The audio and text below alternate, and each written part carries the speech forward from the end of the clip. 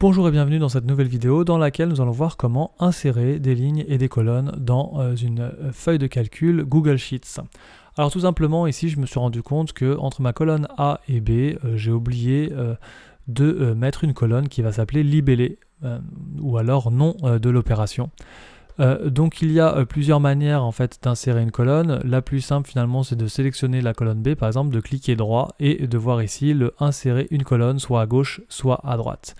Ici, on veut insérer une colonne à gauche. Donc ici, hop, je vais mettre voilà nom de l'opération directement sur ma nouvelle colonne. Et comme ça, je n'ai pas besoin de tout redéplacer sur mon tableau.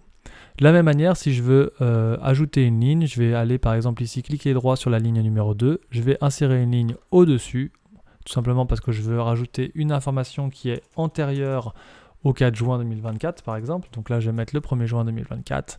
Je vais mettre un crédit 200, voilà, tout simplement. Et par la même occasion, je vais rajouter le format monétaire, voilà.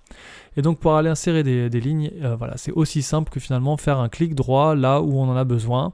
Je me suis positionné en fait par défaut sur l'intitulé de la colonne ou l'intitulé de la ligne, mais on peut aussi très bien le faire sur n'importe quelle cellule, clic droit sur n'importe quelle cellule et finalement ici aller insérer soit des cellules, soit des lignes, soit des colonnes, etc. Voilà, donc on a les options en fait qui vont s'afficher dès qu'on va cliquer droit sur la cellule ou sur l'intitulé de la colonne ou de la ligne. De la même manière, on peut supprimer la ligne ou supprimer la colonne ou supprimer des cellules en faisant clic droit aussi.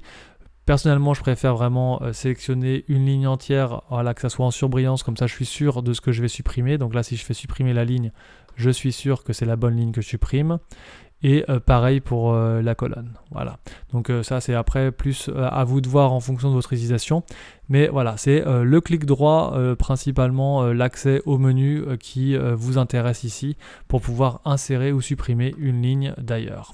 Voilà, si vous avez des questions, n'hésitez pas à les laisser en commentaire, j'essaierai d'y répondre.